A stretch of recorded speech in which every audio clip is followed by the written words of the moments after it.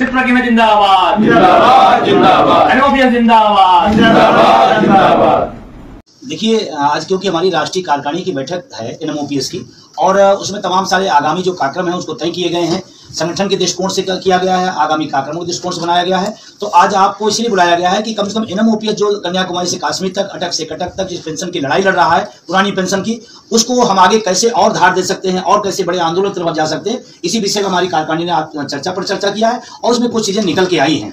और आप सबको बताते हुए खुशी हो रही है कि आज एनएमओपीएस इस पूरे पुरानी पेंशन बहाली की लड़ाई को पीछे भी हम लोगों ने संघर्षों के दम पर तमाम उपलब्धियां अर्जित की हैं। आने वाले टाइम में हम लोगों ने एक कार्यक्रम तय किया है 26 सितंबर को पूरे देश के हर जिला मुख्यालय पर एनपीएस यूपीएस के खिलाफ आक्रोश मार्च। ये एक अपने आप में अद्भुत कार्यक्रम है और देश के प्रत्येक मुख्यालय पे एक साथ हो, ये अपने आप में और बड़ी बात है। जबकि कोई भी संगठन के पास इतनी उन्हें रहती है कि पूरे ऑल इंडिया पर कोई कार्यक्रम आयोजित कर पाए सफलतापूर्वक। वो हमारा कार्यक्रम तय हुआ है। 15 दिसंबर को एनएमओपीएस का एक राष्ट्रीय अधिवेशन रखा जा रहा है, जिसमें देश के कोने कोने से लोग आएंगे और उसमें प्रतिनिधि आएंगे। उसमें हम लोग तय करेंगे कि हम नए साल में किस व्यापकता के साथ और किस बड़े रूप में हम इस आंदोलन को आगे ले जाएंगे। जैसे आपको जानकारी होगी, माननीय प्रधानमंत्री जी ने कल बोला, हरियाणा की एक जनसभा में उन्होंने बोला, एनपीएस यूपीएस की बड़ी तारीफ किया और तारीफ करते करते प्रधानमंत्री जी ने कहा कि लोग खुशियां मना रहे हैं, बधाइयां दे रहे हैं। यहाँ जाके लोग बैठे हुए हैं, सब एनपीएस में हैं, एक भी आदमी ये नहीं कहने तैयार है कि अच्छी है। देश में करोड़ों लोग हैं जो एक भी आदमी कहने तैयार नहीं अच्छी है। प्रधानमंत्री जी की या तो सूचना गलत भेजी जा रही है या प्रधानमंत्री जी पूरे देश के सामने एक प्रकार से इस विषय पर झूठ बोल रहे हैं, जिसका मैं प्रतिवाद करता हूं और माननीय प्रधानमंत्री से निवेदन करना चाहूंगा कि आप एनपीएस ओपीएस के उलझन में उलझाइए नहीं देश के बुद्धिजीवी पढ़े लिखे को। आप पुरानी पेंशन बहाल करें, अन्यथा हरियाणा जहां बोल के आए हैं वहां वोट फॉर ओपीएस का हमारा अभियान है और आगे बढ़ेगा और आगे चलेगा। ओपीएस, एनपीएस और यूपीएस को लेकर, नाम को लेके ही सालों साल आपका सरकार से मतभेद रहा है।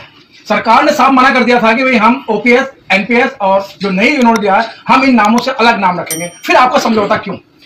देखिए, पहली बात तो एनएमओपीएस का कोई समझौता नहीं, हमारा समझौता हूबहू पुरानी पेंशन पे है। अब जिस सरकार पिछले 20 साल से एनपीएस को खूबसूरत बता रही थी, एनपीएस की बड़ाई कर रही थी, अचानक इसका मतलब एनपीएस खराब हुई आज की सरकार दृष्टिकोण में। आप गड़बड़ थी तभी तो आपने यूपीएस लाया। इसका मतलब जो मैं पिछले 20 सालों से हम लोग कह रहे थे वो बात सच निकली और आपने एक नया योजना दे दिया। और मैं बड़ी जिम्मेदारी से कहना चाहता हूं, एनपीएस से भी ज्यादा खतरनाक यूपीएस है। ये घोटाला था, वो महा घोटाला होगा। ये अगर खराब थी वो बहुत खराब हो गई। और आपको जानकारी हुई बताते हुए कि मेरा 10%, किसी कर्मचारी का पूरे जीवन का 10% पैसा आप रख ले रहे हो। किसके नाम पर? कि आपको लास्ट वेतन के औसत का, बेसिक का 50% देंगे। ये पूरा सरासर एक आम आदमी का जो व्यक्ति कर्मचारी आता है, किसान का, मजदूर का बेटा यहाँ नौकरी में आता है, उसके साथ सरासर अन्याय है। और हमारा 10% पैसा रख करके आप उद्योगपतियों देना चाहते हैं। आपने 14% देते थे, आपने कहा हम 18.5% दे दिए। ये सवाल आता है, 18.5% यानी कि 4.5% आपने बढ़ाया। किसका? आम जनता के टैक्स के पैसे को आप काट करके हमारे नाम पर उद्योगपतियों को दे रहे हैं। हमें वो नहीं वापस होना है। आप 18 कर दो, 20 कर दो, 25 कर दो, हमें मिलना ही नहीं है। तो हमें क्या पता, उसके नाम पर 10% पैसा आप हमारा और ले रहे हो। तो ये महा लूट है और संगठित लूट है, सरकार की तरफ से लूट है। एनपीएस और यूपीएस दोनों हम इसकी मुखालफत करते हैं, हम इसकी खिलाफत करते हैं और हूबहू पुरानी पेंशन पे हैं। अगर सरकार नहीं सुनती है तो हम सब आगे प्रोग्राम बनाएं। हरियाणा का चुनाव आप सबके सामने है, महाराष्ट्र का चुनाव आने वाला। आज महाराष्ट्र में शिरडी में हमारे एनएमओपीएस के राष्ट्रीय उपाध्यक्ष बीतेश खांडेकर जी के नेतृत्व में एक बड़ा प्रदर्शन चल रहा है। अगर सब लोग संतुष्ट थे, खुशियां मना रहे थे, बधाइयां दे रहे थे, तो वहां क्या करने गए लोग? वहां क्या करने गए? और अभी आने वाले टाइम में 26 सितंबर को आप दिखाई पड़ेगा, पूरा देश आक्रोशित है और हम लोग इसके खिलाफ हैं। हम लोग हूबहू पुरानी पेंशन। यूनिफाइड पेंशन स्कीम से क्या नुकसान है आपको? जिस तरीके सारे लोग जो इसकी खुशियां मना रहे हैं और बड़े पैमाने पर लड्डू बर्फियां बांट रहे हैं, और आपका तो एक विरोध करने का एक मकसद रह गया है कि हम जहां भी चुनाव होगा वहीं विरोध करेंगे मोदी जी का। देखिए, जो खुशियां मना रहे होंगे, आपके सवाल से मैं सहमत होते बताता हूँ, जो लोग खुशियां मना रहे हैं वो ओपीएस की मलाई दे रहे हैं। जो ओपीएस खा रहा है वो यूपीएस की तारीफ बता रहा है। आप समझिए, आप ओपीएस लेने वाला यूपीएस तारीफ बता, अगर इतनी खूबसूरत है, इतनी अच्छी है, तो जो व्यक्ति तारीफ कर रहा है सबसे पहले वो ओपीएस छोड़े, एनपीएस यूपीएस में आए, फिर तारीफ करे तो समझ में आता है। एक भी व्यक्ति, मैं चैलेंज देता हूं, मैं पूरे देश की तरफ से, एक भी व्यक्ति एनपीएस वाला, एक भी व्यक्ति उसकी तारीफ नहीं कर रहा, बल्कि आक्रोशित है। वो लोग कर रहे हैं जो लोग सरकार से मलाई खाते हैं। ओपीएस की मलाई अलग सिखा रहे हैं, डबल इंजन की सरकार में डबल मलाई खा रहे हैं। बंधु जी, आपने दिल्ली के रामलीला मैदान को ऐसा खचाखच भर दिया था डीएन सिंह के नेतृत्व में।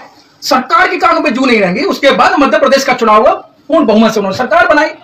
तो आप कहते थे कि भाई जो ओपीएस पे वोट देगा हम उसको सहन करेंगे, तो ये रिजल्ट उल्टे क्यों? देखिए, मैं जानकारी आपको दूं। देखिए, जो शिक्षक कर्मचारी है पूरे देश का जनसंख्या के अनुपात में 3 से 4% है। जहां तक मध्य प्रदेश की बात है, किसकी सरकार नहीं बनी, किसकी बनी, वो विषय नहीं। 230 सीटों में, ऑन रिकॉर्ड में बात कर रहा हूँ, निर्वाचन आयोग की वेबसाइट चले जाइएगा, 230 सीटों पर 199 सीटों में पोस्टल बैलेट में भाजपा सरकार वहां हारी है। यानी कि कर्मचारी अपने मुद्दे पर, हमारे आह्वान पर एकजुट रहा। नहीं, 230 में 199 हराया है। पोस्टल बैलेट की बात मैं कर रहा हूँ। हाँ, पोस्टल बैलेट क्योंकि काउंट होता है, लेकिन अगर मेरा पोस्टल बैलेट में गया तो मेरे परिवार का वो ईवीएम में गया। ईवीएम को अलग से काउंट नहीं कर सकते हैं। इसका मतलब अपने मुद्दे पर शिक्षक कर्मचारी, उसका परिवार खड़ा रहा। अब हारने और जीतने के तमाम सारे कारण हो सकते हैं। जो हारे हैं, जो जीते, वो सब इच्छा करें। हमारा मुद्दा जीता है, मैं पहले दिन से और आज भी कह रहा हूं, हमारा मुद्दा वहां भी जीता था जहां की आप बात कर रहे हैं। राष्ट्रीय अध्यक्ष NMOPS, आज हमारी राष्ट्रीय कार्यकारिणी की बैठक हुई और बैठक में तमाम सारे संगठन से संबंधित फैसले लिए गए और आगामी कार्यक्रम को लेकर फैसले किए गए हैं। अभी 26 सितंबर को पूरे देश के अंदर हमारा आक्रोश मार्च होने जा रहा है NPS और UPS के खिलाफ, और ये अपने आप में अद्भुत कार्यक्रम होगा कि ऑल इंडिया लेवल पर नया जो UPS आया है उसके खिलाफ NPS के कर्मचारियों में कितना गुस्सा है, कितना आक्रोश है, ये हमारी 26 तारीख को पूरे ऑल इंडिया में हर मुख्यालय होगा। उसके बाद फिर 15 दिसंबर को NMOPS का एक राष्ट्रीय अधिवेशन होगा, जिसमें पूरे देश से लोग उसमें भाग लेंगे, शामिल होंगे, और उसी अधिवेशन में हम लोग नए साल पर दिल्ली को फिर से बड़ी तैयारी और बड़ी मजबूती के साथ हम दिल्ली को फिर से घेरने का काम करेंगे अपने हक के लिए। तो 15 दिसंबर को हमारा राष्ट्रीय अधिवेशन होगा, उसमें फिर हम आगामी वर्षों में कितना बड़े कार्यक्रम को किस रूप में देना है ये हमारा रहेगा। और हमारी एकमात्र मांग है, हम सब एक तरह से पूरे देश के कर्मचारी की पुरानी पेंशन बहाल हो, NPS और UPS का जो झुंझुना है वो समाप्त हो। अभी कल प्रधानमंत्री जी ने एक रैली में बोला था, मैं प्रधानमंत्री जी को बताना चाहता हूं कि माननीय प्रधानमंत्री जी, आपने कहा लोग खुश हैं, खुशियां मना रहे हैं, बधाइयां दे रहे हैं। बिल्कुल झूठ है। आपके पास जो तंत्र है, या तो उन्होंने सूचना नहीं पहुंचाई, या तो सूचना जाने के बाद भी झूठ बोला जा रहा है। पूरा देश का 1 करोड़ से ज्यादा कर्मचारी वो पीड़ित है, दुखी है, आक्रोशित है। NPS UPS को कोई नहीं लेना चाहता, उसे हूबहू पुरानी पेंशन चाहिए। और NMOPS पूरे देश में सारे लोगों के, सारे विभागों की लड़ाई लगातार लड़ रहा है, और आज हमारे तमाम देश के तमाम राज्यों के प्रतिनिधि शामिल हुए और हम लोग इस लड़ाई को आगे बढ़ाएंगे।